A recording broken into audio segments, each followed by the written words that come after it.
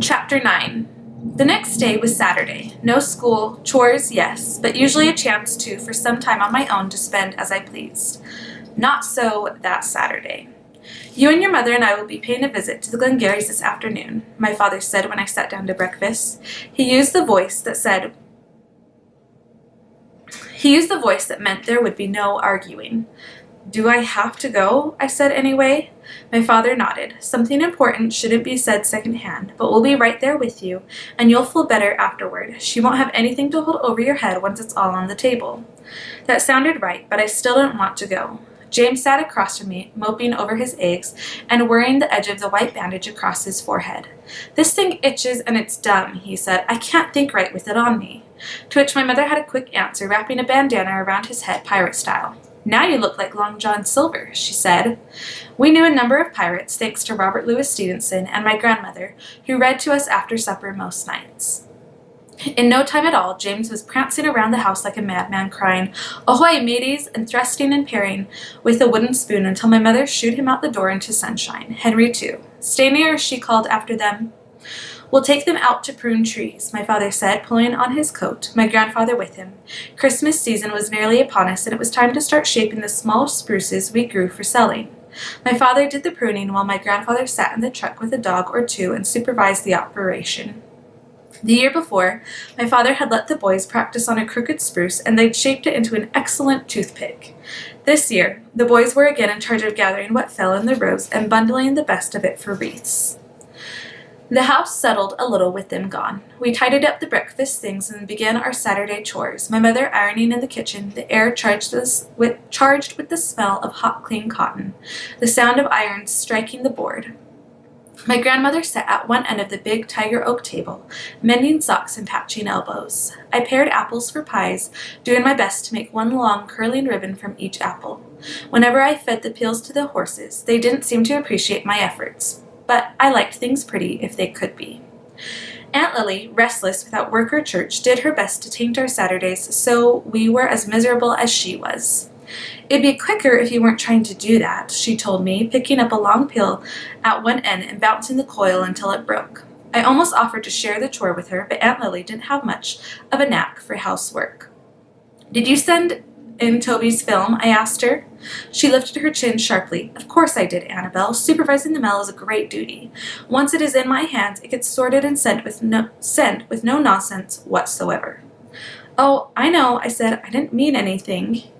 Aunt Lily gave a little nod. You shall have the photographs in no time at all," she said, "though I'm not sure why that man has our camera or any right to what is ours. All that expensive film, sending it in, getting it back, and so on and so forth, making more work for us to do, and for what?" My mother shook her head at the ours. She had won the camera and everything that went with it. "I'm going to visit Ruth," she said to me. "Do you want to come along?" Well, I didn't. The very thought of it scared me. But yes, I said, I do. And when the ironing and the paring and the washing up were done, I put on my jacket and hat and went with my mother out the door. Ruth lay in her bed, the covers tucked up across her thin chest. She wore a black silk eye patch, green and yellow bruising seeped from beneath it and across her cheek. Beyond that, she was as pale as February. "Hi, Ruth," I said, after our mothers had spent a little time fussing over her and then settled themselves in the sitting room for a talk. "Does it hurt?" Ruth nodded slowly. She had not yet said anything but "Thank you, ma'am," when my mother gave her a twist of wax paper filled with molasses drops. "Are you coming back to school soon?" Ruth started to shake her head but then stopped. "My parents won't let me go back there," she said, looking away from me. "I have to go to school in Swillicki now." I was stunned. All the way into the city? "My father works there, Annabelle. We only live out here because my grandpa left us this house when he died. We never meant to stay so long, but it was nice here, quiet." She looked back at me, and I could see that she was crying. "But we're going to sell the house and move to the city now." I had spent years growing up with Ruth, one of the sweetest, gentlest people I knew, and I began to cry, too. "I'm so sorry you got hurt," I said. Ruth stiffened. "I didn't get hurt," she said. "Someone hurt me." I wiped my face. "Did you see anything?" "Not really. Something moved on the hillside, and I looked up, and that's why the rock hit me so square in the eye. If I'd been looking down, just a little, She brought her knees up and crossed her wrists under her chin. They say I'll get used to it, but I don't think I will. Time to go, Annabelle, my mother said from the doorway. Ruth needs her rest. When I said goodbye, I didn't even hug Ruth or wish her well. I didn't know that this would be the last time I'd ever see her. The visit to the Glengarrys was worse. It was strange to sit between my parents on a threadbare settee in the Glengarrys' front room while Betty and her grandparents sat on kitchen chairs arranged in a line across from us. They sat higher than we did, and their faces were serious, but my parents were calm and warm on either side of me. I'm glad for the chance to thank you, Mr. Glengarry began, for the jewelweed. By the time I got home from Ohio, Betty was already on the mend. We're very grateful for your help.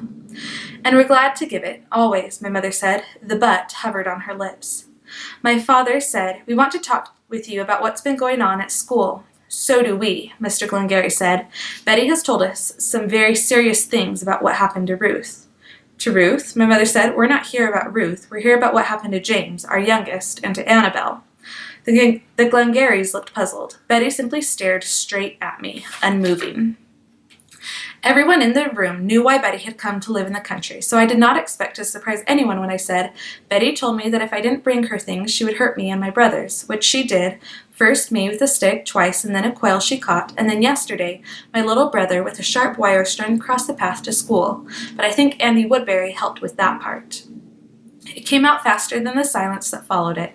Betty? Her grandmother looked torn right down the middle, one half resigned, the other a little hopeful. Did you do these things? Betty shook her head. I never did, she said. I wouldn't do that. But you did, and you know you did, I insisted, even though I brought you a penny and tried to be your friend. My mother put a hand on my knee to hush me. Annabelle wouldn't lie about such things, she said. But Betty would. Mr. Glengarry didn't sound angry, quite, but I could see where this was headed. I imagined that my own grandfather would stand up for me, no matter what I'd done. Ask Toby if you don't believe me, I said. He saw what happened when I gave her the penny. She threw it away and hit me with a stick, and I have the bruise to prove it. And when she killed the quail, Toby told her to leave me alone, but she didn't. She's the one who strung that wire. I know it. Hush now, Annabelle, my mother said. It's all right. Toby, Mr. Glengarry said, that wild man? He looked at his granddaughter. Tell them what you told us. When she didn't say anything, her grandmother put an arm around Betty and said, It's okay, honey. You don't need to be afraid now. Betty tipped her head to one side, just a little, her eyes still on me. I saw Toby on the hillside up above where Ruth got hurt, she said, but he scares me so bad I was afraid to say anything about it. I remembered Ruth telling me she'd seen something moving on the hill just before the rock hit her, but it couldn't have been Toby. You're the one who's scary, Betty, I said. Toby didn't have anything to do with all that. Toby would never hurt Ruth. He surely wasn't aiming at her, said Mr. Glengarry. He was aiming at the German. Mr. Ansel, the German. Mr. Glengarry had lost a brother in the First Big War, and he was one of the people who didn't speak to Mr. Ansel. Toby's crazy because of what the Germans did to him. If anyone would be throwing rocks at a German, it would be Toby. I didn't see Toby, I said, and I was right there in the road with Ruth. To Betty, I said, You weren't anywhere around when she got hurt, Betty, so how come you're the only one who saw him? I was up in the belfry, Betty said. Andy wanted to show me the school bell when everyone went out to recess. There's a little window up there. It looks right out onto the road and the hill. I saw it happen better than you ever could from down below. My mother leaned forward a little. But you didn't say anything about it until now? If anyone was a friend to Toby, it was my mother. It was clear that she didn't believe Betty. But I, too, had kept a secret because I was afraid of someone bigger and stronger than I was, and she knew that. I thought he would hurt me if I did, Betty said. I was stunned at how small she sounded, she who had turned the tables with no effort at all. Andy's not afraid of Toby, I said. How come he didn't say anything? Because I was the only one who saw what happened. Andy was on the other side of the belfry, messing around with a swallow's nest, and by the time he made it over to the window, Toby was gone. I didn't tell him what I'd seen. I was afraid Toby might hurt Andy, too. She sounded so scared that I almost believed her. What about the wire across the path? I said. Toby wouldn't hurt James. Maybe not, but I take that path too, she said. Maybe Toby meant it for me. That's enough now, Mr. Glengarry said. Toby's crazy. Everybody knows that, and you can't expect anything but crazy business from a crazy man. I don't blame Betty one little bit for being afraid of Toby, Mrs. Glengarry said. She was a quiet woman, and I was surprised to hear the grit in her voice. But here was a chance to believe that Betty was nothing but a pig-tailed girl in a blue jumper afraid of a bad man who carried guns wherever he went. Perhaps not, my mother rose to her feet, but if anyone threatens Annabel again, there won't be any more talking about it. I wasn't sure what she meant by that, but when my father took me by the hand and we stood next to her, I felt like a giant, like when I stood on our hilltop looking down into Wolf Hollow, or when I held a bird's egg in my hand. After we got home, my parents spent some time in the yard talking. I went inside and straight up to my room. My steady world was spinning, and with each turn of the pinwheel, I became more confused. I didn't believe that Toby was crazy. Sad, maybe, quiet, odd even to choose a life alone, sleeping in a smokehouse, walking the hills day after day, but not crazy, not dangerous crazy. And besides, why would Toby throw a rock from a hillside when 2 girls and 2 horses stood below? If Toby wanted to hurt Mr. Ansel, he had chances every day, all over the place, when there wouldn't be any girls or horses standing by. Toby was a man who wouldn't even shoot a sleeping deer, who took pictures of May-apples and gave me back a penny when he didn't need to, and had never hurt anyone since coming back from that terrible war, not that I knew of.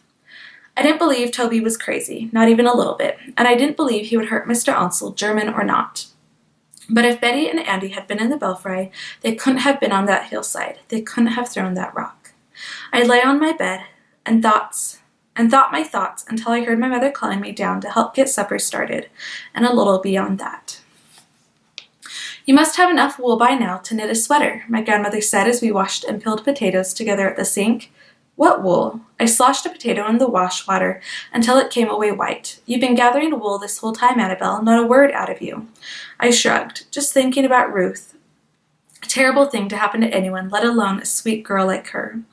But you don't think Toby did it, even by accident, do you? By now everyone in the house knew about the conversation at the Glengarrys that afternoon. Aunt Lily had sniffed and said, "That Toby has always smelled like brimstone to me." Henry had said, "Nah, Toby's not like that." James had said, "Avast there, matey," which we took to mean no. My grandfather had shaken his head and mumbled something about a sheep in wolf's clothing. I already knew how my mother felt. My father, I wasn't sure. He hadn't said a word on our way home from the Glengarrys' house, and, once home, he'd spoken only to my mother and then gone straight away to his chores. "Oh, I don't know what to think," my grandma said, cutting a potato so thin I could see light through the slice. Hers were the best scalloped potatoes in the county. Toby is odd, I have to say, and those guns of his give me pause, but I've never seen him act rough with anyone, and I've never heard of him speaking ill of the Germans, including Mr. Ansel. Well, Toby doesn't speak much about anything, I had to admit. No, he does not, but I've always wanted people to judge me by my actions, and I hope I can do the same for him, who has never done me wrong, or my family neither. My father came in to supper that night, pink with evening, but smelling like soot. "I spent some time with Toby this afternoon," he said in the middle of eating my mother's ham, my grandmother's potatoes, and my cauliflower, which James referred to as little white trees and rarely ate. We all looked at my father and waited. I especially wondered what Toby had to say about the goings-ons of the past week. "I did most of the talking," he said, knocked on the door. Toby answered, asked me in. There was no place to sit but on the one chair, and I would not sit if he couldn't. So we both stood there looking at each other like a couple of goats. My father didn't admire goats very much. I, if lazy, was a little goat. If stupid, a goat. If dirty, a goat. And the rest of us too. We waited. He would not have mentioned the visit at all if there were not more to tell. "That shack of his is a hard place," he said, "though he's nicened it up a bit, not much of a bed, more like a nest, pine boughs covered with burlap, no pillow, an old army blanket, the one chair cast off, a fire pit dug in one corner with just a hole for a vent, odds and ends on the hooks above, but," and here he stopped, sat back in his chair, ran a hand over his jaw, "there were pictures everywhere. On all 4 walls, of the orchards, the woods, sky all by itself and lots of them at sundown." He paused for a moment. They were beautiful, and I wanted to see them all, but the light was going and I didn't want to presume. He hadn't invited me, and he seemed a little nervous to have me there. I don't imagine he gets many visitors. I couldn't remember my father ever saying so much in one stretch. I told him about what the Glengarrys had said, what Betty had said. I asked him if he'd been on that hillside, and he said he had no reason to throw a rock at anyone, German or not. My grandfather said if anyone had a reason to throw a rock at a German, it might be Toby. Or anyone who lost kin over there, my mother said sharply, of which there are plenty. And then he said something strange. My father said, and I think I've got this right, they made scratches on the turtle stone. And he didn't say anything after that except to ask that you, Annabel, bring him his pictures as soon as they come in. Aunt Lily waggled her fork at me. Our camera, our film, his pictures. I like that. But I was wondering about the turtle stone, a big boulder in Wolf Hollow shaped like a turtle shell and threaded through with quartz and something of a grid, also like a turtle shell. Everyone knew about the turtle stone. It was in a little clearing as if the trees had not dared get too close, and the ground around it was covered with ferns and flowering weeds. It was a pretty place, but serious too. We always figured that the Indians had used it for ceremonies. If we hadn't had a church for our ceremonies, we probably would have chosen the turtle stone too.